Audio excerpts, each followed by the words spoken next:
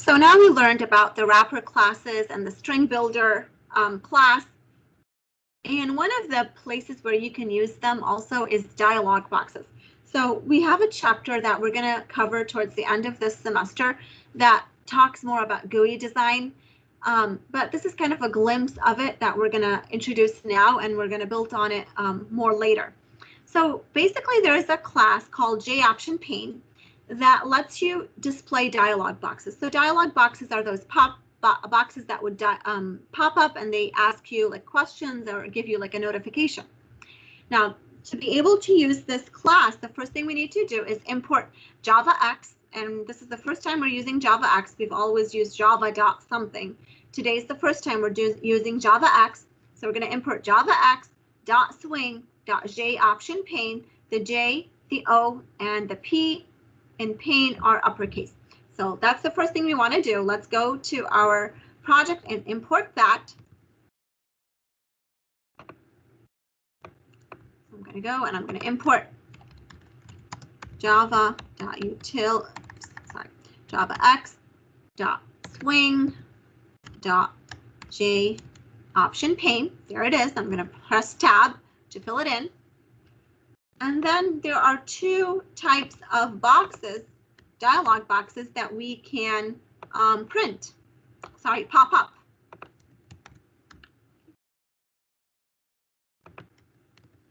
So there are message boxes and there are input dialog boxes.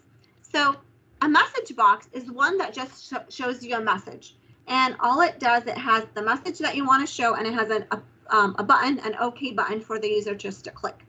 The way we show this message dialog is we say JOptionPane. So we're calling a static method. We're going to call a static method on JOptionPane. We're going to say JOptionPane.showMessageDialog, and we're going to give null for the first argument. And then what we want to print and show up to the user, the message we want to print to the user in the second argument. So we're going to come here. We're going to say JOptionPane dot and show message dialog, and I'm just going to press tab to fill it in. Press another tab. The first component is null. First argument is null, and the second one is the message. And what this is going to do is it's going to show up a message dialog. Okay, that's it. So now sometimes this shows up, this window, this message box shows up in the background. So if you are waiting for a while and it's not coming up, try minimizing your NetBeans window and see if it popped up behind it. But usually it pops up in the front, but I have seen some students where it pops up behind the NetBeans window for them. And that's it. You just click OK and it's gone, and then the program finishes. So this is how you can show a message dialog. Okay. Now, if you want to ask the user for information, then you're going to use an input dialog. So an input dialog is a dialog that will show up with a message, and it will have a space for the user to type in something, and then it has an OK and a cancel button. Now, how do we do that? We use the show input dialog method. We put the message that we want to show to the user in parentheses. And what this method is going to do after the user types in their answer and presses OK, it's going to give us whatever they typed in as a string. Okay, so let's try it out. Welcome. Here we're going to say JOptionPane dot. We want to ask the user for information. We want to ask them for input. So we're going to say show input dialog. Okay, and here I'm going to tell them, what is your name? Now, when they type that in, I'm going to read it into a string. So I'm going to say name equal. And maybe I'm going to pop up a message that says JOptionPane.show message dialog. Again, the first argument is null. And I'm going to say welcome plus.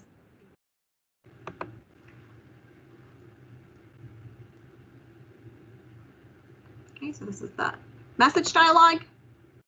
Here, my name is Cat, and it says welcome Cat. So it read in the name and stored it in the variable. Now, what if I want to ask the user for information that is numeric? So let's say I want to ask the user, option paid, show input dialog. How old are you? Now this is going to give me back the answer as a string. This is a string. If I want to convert it to a number, how can I convert it to a number? If it's a whole number, let's say it's an integer. It's an int. How can I convert it to this int? Well, we learned that I can go to the integer, the wrapper class. It has some methods that are static. One of the methods that is static is the parseInt method. And if I give it this input, it's going to give me back the int value. So I can say age, and then maybe I'm going to tell them next year how old they are going to be. So option paid, show message dialog, and that first one is null. And I'm going to tell them next year you will be +1. And I want to add 1 to age before I display it. So I'm going to have to put it in parentheses. So let's test that out.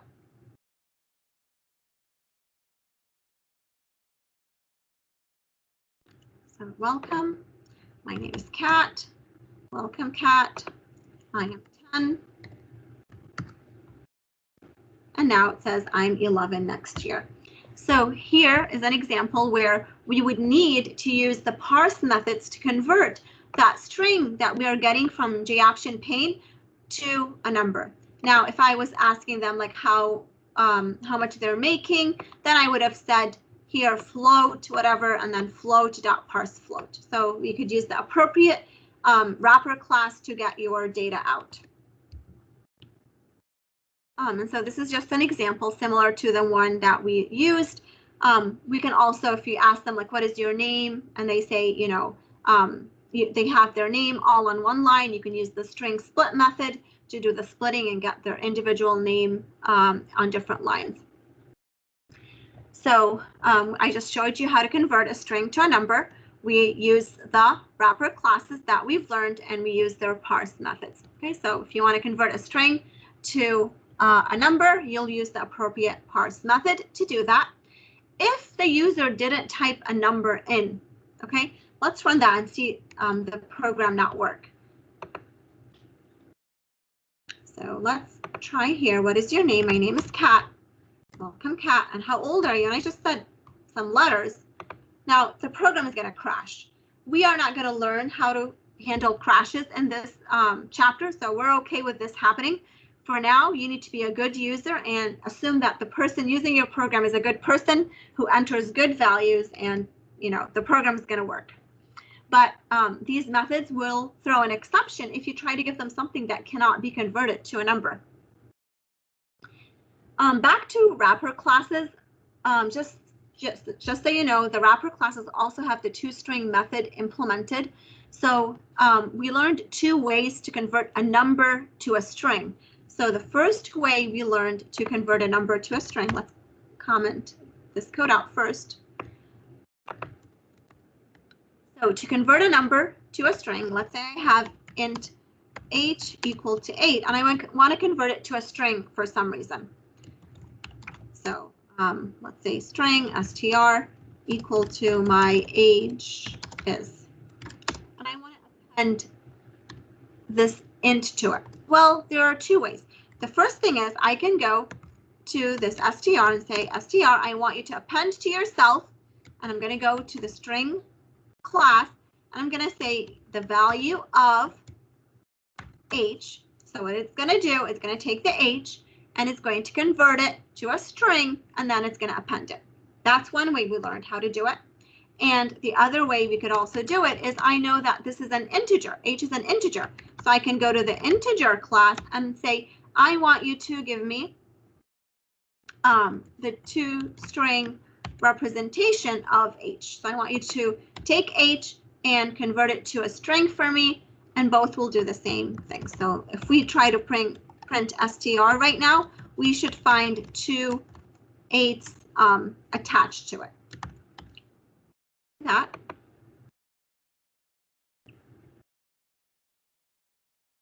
And we got the 2/8 appended to it. Okay, so this is another way that you can take a number and convert it to a string. There are other methods that are available on the wrapper classes, like if you had to do conversions to binary or octal or another base. We're base 10. When we're doing these numbers, we're using base 10. But if you had to write a program, for example, to convert a number to binary, you could do that using the to binary string method. So there are other nice methods that are there. There's also these min value and max value that are helpful to let you know the minimum and maximum values of different data types. So, for example, if I try going to the byte class, I say byte dot min value. I want to know what is the minimum value that I can store in a byte. And let's try doing that for different ones. So byte, we want to know the minimum value for a byte, and we want to know the maximum value. And let's do that also for short. So let's see, when we were talking in Java 1 about these methods, these data types, their limits. Let's see if those limits that we were talking about were correct. So let's try it for byte and short. And so we got for a byte, the smallest value that you can store is -128. The maximum is 127. For short, it's -32,000 something. And for the maximum value, it's +32,767. So those are just also values that are available on wrapper classes. So basically, a lot of utilities are there that can help you. We talked a little about this without actually introducing the auto boxing and unboxing. But basically, imagine that this variable, here you have a number. This 7 is a number. It's an int, right? And you want to put a class around it. You want to wrap it with a class. So I want to create an integer number object out of it. So here, what you can do, so you can say integer, let's say x equal to new integer.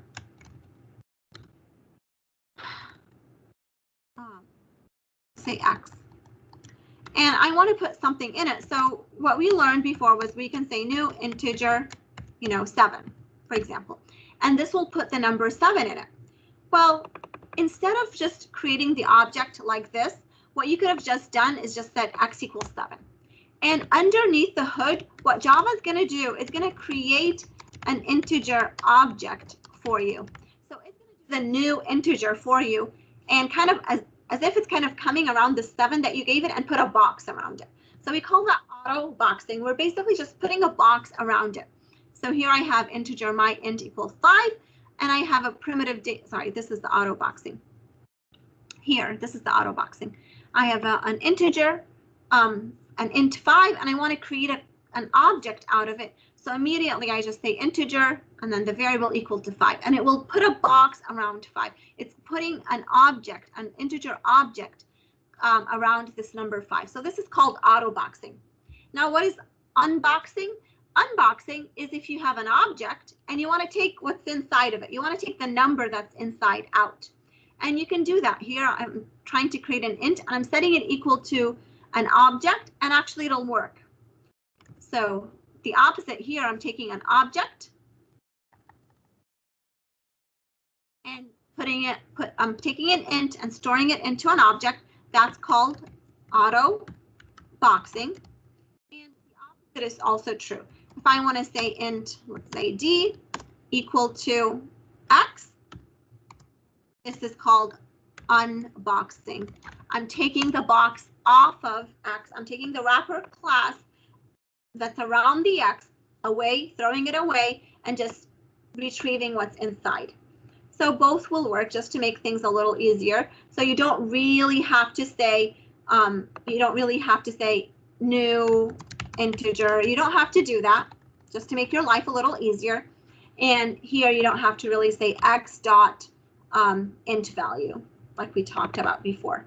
This will work, but if you just say x, it'll also work, just out of simplicity, to make things a little bit easier for you. And then we talked previously about array lists is another place where you can use these wrapper classes.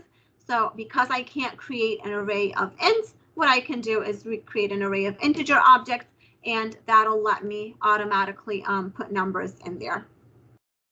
So for the classwork for today, what you're going to do is you're going to practice the J option pane and string builder and string tokenizing. Now for this classwork, you cannot use HackerRank because this requires the GUI, and HackerRank doesn't support the GUI testing. So what you're going to do is you're going to test it out and then submit your code on Blackboard. And I want you to submit 2 screenshots displaying your input dialog with the above input and the message dialog that's going to show up at the end with the total that you have calculated. So this is what you're going to submit on Blackboard for me. Now, this is the end of chapter 9.